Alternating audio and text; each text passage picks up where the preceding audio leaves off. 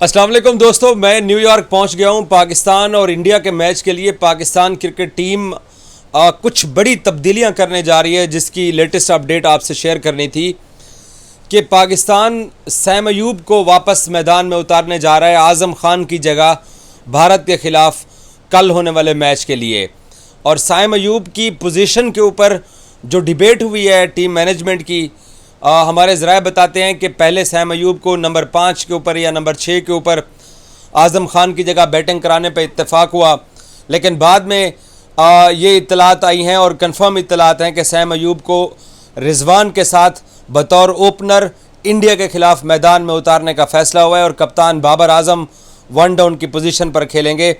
पाकिस्तान और इंडिया के मैच के लिए पाकिस्तान की जो प्लेइंग 11 है उसमें एक चीज़ जो कि बहुत परेशान कौन है पाकिस्तान क्रिकेट टीम के लिए कि शायद इमाद वसीम ये एक ही मैच खेल सके इंडिया वाला, और उनका पूरा वर्ल्ड कप जो है वो मुश्किल दिखाई दे रहा है। उनको ट्रीटमेंट उनकी दी जा रही है, अब वो इंजेक्शन लगवा के खेलते हैं, वो किस सूरत हाल में खेलते हैं, उनको ये वाला मैच खिलाया जा रहा है। बट इमाद जो हैं वो पूरा वर्ल्ड कप उनका ख़तरे में है, उनको शायद पाकिस्तान वापस इलाज के लिए जाना पड़ सकता है। इंडिया के ख़िलाफ़ इमाद की जो शिरकत है इसका फ़ैसला अभी तक नहीं हो सका। अलबत्ता टीम मैनेजमेंट शादाब खान को स्क्वाड के अंदर रखना चाहती है, क्योंकि शादाब ने जिस तरीके से बैटिंग की, उस बैटिंग की वजह से पाकिस्तान को अपनी बैटिंग को थोड़ा लेंथी रखना था। इसी बुनियाद के ऊपर शादाब को ड्रॉप करने के हवाले से कोई फ़ैसला नहीं हो सका है। अगर आप इमाद वसीम को भी स्क्वाड के अंदर मैदान में उतारते हैं तो एक राय ये भी थी टीम मैनेजमेंट की मीटिंग के अंदर कि आज़म खान को ड्रॉप कीजिए और इमाद को डाल दीजिए, क्योंकि आज़म भी तो स्कोर नहीं कर रहे हैं। इमाद का एडवांटेज ये है कि वो कुछ स्कोर भी कर लेगा तो उसको बैटिंग भी आती है, वो साथ उसके 4 ओवर बॉलिंग के भी होंगे। लेकिन पाकिस्तान अपने एक पेसर को कम कर सकता है, क्योंकि जिस तरह का विकेट अब बनाया जा रहा है, जो कि साउथ अफ्रीका ने यहाँ श्रीलंका के साथ हशर किया था, 77 रन के ऊपर आउट किया, 9 विकेटें उनके पेसर्स को मिली। उसके बाद आईसीसी ने एक प्रेस रिलीज किया, आईसीसी ने खुद ही एतराफ़ किया कि जी कंडीशन जो है उनको बेहतर करने के लिए कोशिश की जा रही है। तो अब वहाँ पे विकेट को जो है नसाओ काउंटी का जो विकेट है उसको इतना ज़्यादा पंजाबी अचकंदने के रगड़िया जा रहे हैं, उसको वो इंडियन फट्टा विकेट बनाने की कोशिश की जा रही है, जहाँ पर स्कोर 200 के करीब हो या 200 से भी ऊपर हो। तो ऐसे में पाकिस्तान अपने 3 फास्ट बॉलर्स की बजाय एक फास्ट बॉलर को कम कर सकता है। अब वो मोहम्मद आमिर को कम किया जाता है, वो हारिस रऊफ़ को कम किया जाता है, वो नसीम शाह को कम किया जाता है। लेकिन मज़ा तो ये आना चाहिए कि जिन लोगों ने पाकिस्तान को पिछला T20 मैच हराया है उनमें से किसी एक को ड्रॉप करना चाहिए, बजाय के जाके नसीम शाह के ऊपर छुरी चलाएं ये लोग। तो अगर इमाद की जगह आपने आज़म की जगह अगर आपने सैम को खिलाना है, तो अब तक की इत्तलात जो मेरे पास वो यही है कि सैम अयूब को बतौर ओपनर पाकिस्तान ने मैदान में उतारने का फ़ैसला किया है और उस लड़के को गैरी क्रिस्टन की सिफारिश के ऊपर मैदान में उतारा जा रहा है, सिर्फ इस बुनियाद के ऊपर कि एक बड़ा ओकेजन है। अगर वो 4 ओवर खड़ा हो जाए, क्योंकि हमारी टीम के अंदर माशाल्लाह बेशुमार ऐसे क्रिकेटर हैं जिनके बारे में हमें ये कहना पड़ता है कि अगर वो खड़े हो गए, अगर वो चल गए, ना कदी आज़म चलिया साडा, ना कदी साडा कप्तान बाबर आज़म चलिया, ना साडा कदी सैम अयूब चलिया, एक रिजवान और फ़खर 2 बंदे स्कोर करते हैं, और ना कभी इफ्तिखार चला है। तो इस बुनियाद के ऊपर हम पिछले 1.5-2 साल से क्रिकेट खेल रहे हैं कि वो एक ही इनिंग्स चाहिए, ये क्लिक हो जाएंगे, क्लिक होने के बाद जो है ना वो बात आगे चल पड़ेगी।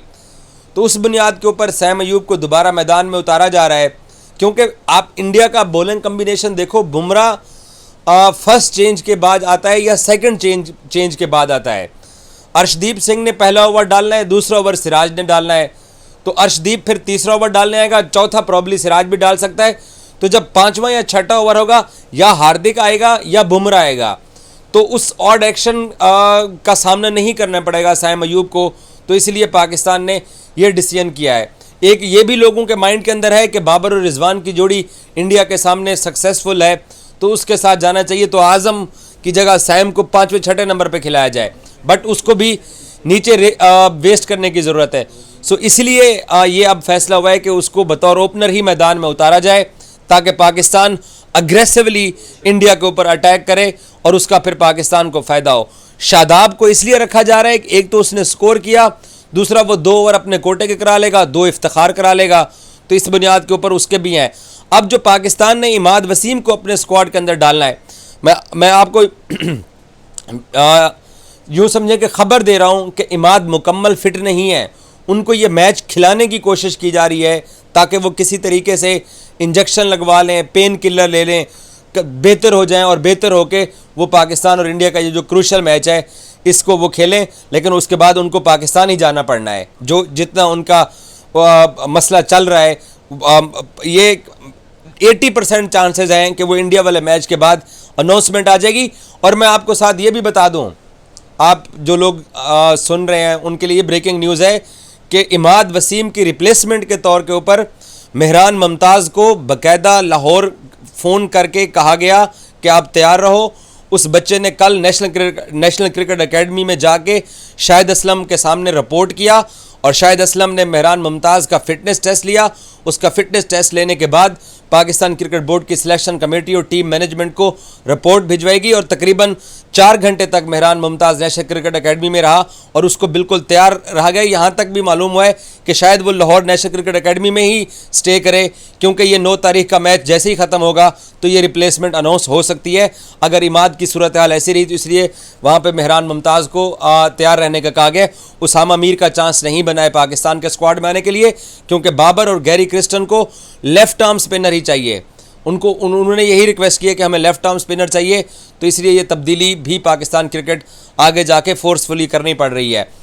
बाकी पाकिस्तान की टीम इंतज़ामिया को पाकिस्तान क्रिकेट बोर्ड की तरफ से वाज़े कह दिया गया है कि प्लेयर्स का डिसिप्लिन कायम कीजिए। आज शाहीन अफरीदी टाइम स्क्वायर पे गए हुए थे अपने भाई के साथ और दोस्तों के साथ, जाके उसने तस्वीर बनाई है। इंडियन प्लेयर्स भी गए हुए थे, लेकिन ये जो ऑर्गेनाइज्ड फंक्शन के ऊपर जाने वाले जो मामलात थे उसको पाकिस्तान क्रिकेट बोर्ड ने बैन कर दिया और अब कोई भी प्लेयर आपको किसी भी मीट एंड ग्रीट्स पे जाता हुआ दिखाई नहीं देगा। एक तो ये हुआ है। दूसरा, प्लेयर्स को भी ये कहा गया है कि आप अपनी परफॉर्मेंस पे तवज्जो दीजिए और खुदारा ये जो तजर्बात करने वाले जो लोग हैं उनको भी किसी हद तक जो है ना वो लगाम देने की ज़रूरत है। देखते हैं कि पाकिस्तान क्रिकेट बोर्ड फर्दर क्या एक्शन लेता है, जो लोग कुछ भी नहीं कर रहे हैं इस टीम के लिए। Thank you so much.